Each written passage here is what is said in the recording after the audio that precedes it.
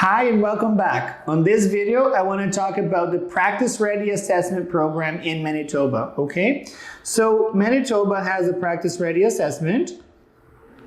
And again, as I always mention, each province has its nuances, and there are some things that are more attractive for some people and things that are limitations for other people, okay? So let's start with the exams that are required in Manitoba. So in Manitoba, they do not ask you to have the QE1. You only need to have the NAC.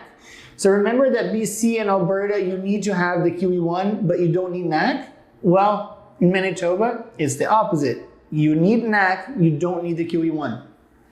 Some people pass NAC and didn't pass the QE1. Some people pass QE1 and don't pass NAC, or they didn't sit the other exam yet. So that's why it's always good to know the possibilities, because you might be eligible for a province and not eligible for another province.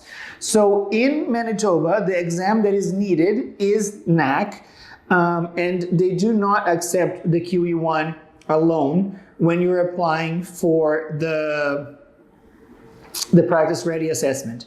For people who have done the MCCQE2, that doesn't exist anymore, but it was offered up to a couple years ago. If you have that exam, you don't need to have NAC. They will accept the MCCQE2, but they do like an OSCE, and their only exam currently that is an OSCE in Canada is NAC. So therefore, you do need to have NAC or the MCCQE2, okay? As I said, you do not need to have the QE1. Doesn't make a difference. The website is not clear whether or not they require the TDM, but if it is required, they will have to invite you to sit and do the Therapeutic Decision-Making exam by the Medical Council of Canada, okay? Now, they also don't mention a lot about permanent residency, which gives a little bit of the impression that it's not mandatory, but they do mention that they give a strong preference for residents of Manitoba. So for people that are out of the province of Manitoba applying just for the Practice Ready Assessment, it might be a little bit more difficult than for the people that are actually living there. So there is a preference for residents of Manitoba, okay? Now, after that, I like to talk about the currency of practice, okay? So the currency of practice there in Manitoba is that you must have practiced for 3 years in the last 5 years. So this is one of the limitations there, that you need to have practiced 3 years in the last 5 years. So not everybody has 3 years of independent practice. The advantage is that it is within the last 5 years. Now, on the website, they do make it a little bit confusing, because the way that it says is that it's within 5 years immediately preceding April 15, 2021. So it kind of gives us the impression that you need to have practiced for 3 years when you compare all the way back to 2016. So this is not very clear on the website, because this would be now about 8 years. This video is being recorded in August of 2024. So they're not very clear, but the rule is 3 years in the last 5 years. But if you have 3 years counting from 2016, from April 2016 to now, you can also try and argue on that, on the basis of that requirement and the way that it's written on the website. I'm sure that once you start the application process and you have contact with the Manitoba team, they will clarify these issues, but the website is not very clear, and I have looked on the college website and on the Practice Ready Assessment website, and they have the same information, okay?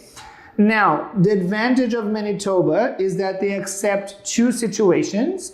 One is that if you did 2 years of postgraduate training, they will waive the requirement of you having to have independent practice. So if you have 2 years of postgraduate training, you don't need to have independent practice experience, okay? So it's similar to Alberta, where you are able to apply for the practice ready assessment if you don't have independent practice experience, as long as you have 2 years of postgraduate training.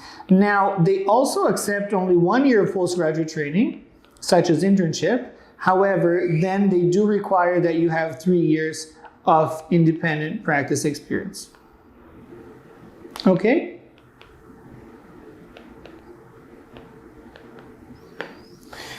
This now is also very similar to practice ready assessment in Ontario that very recently, this year specifically, started accepting 1 year of postgraduate training with 3 years of independent practice experience. Okay? So also don't forget the English proficiency tests that I said it's valid for all of the licenses that we're going to talk about. Okay, so briefly, let me just go over again and highlight what are the things that are interesting and important about Manitoba. So one is that it does accept only 1 year of postgraduate training. Okay, the other thing is that you only need to have NAC. You don't need to have done the QE1. So for people who don't have the QE1, this is a good option. Now, the things that are not as attractive, and that I'm going to put in red, is that if you only have 1 year of postgraduate training, you do need 3 years of independent practice experience, which is similar for Saskatchewan or Ontario. So all the provinces that actually accept 1 year of postgraduate training will require either 2 or 3 years of independent practice experience. So Saskatchewan, Manitoba, and Ontario will require you to have 3 years of independent practice experience. And we'll talk about Nova Scotia and New Brunswick, that are 2 of the provinces that may accept 2 years of independent practice experience. Okay? Now, the other thing that you might want to remember, and that is a little bit of might be a limitation here, is that your currency of practice has to be 3 years in the last 5 years. And I mentioned about the 2021 rule that is not very clear on the website. Okay? So again, another option that might be very attractive for people who already took NAC and passed but didn't take the QE1 yet. I'll see you on the next video. If you have any comments, leave below.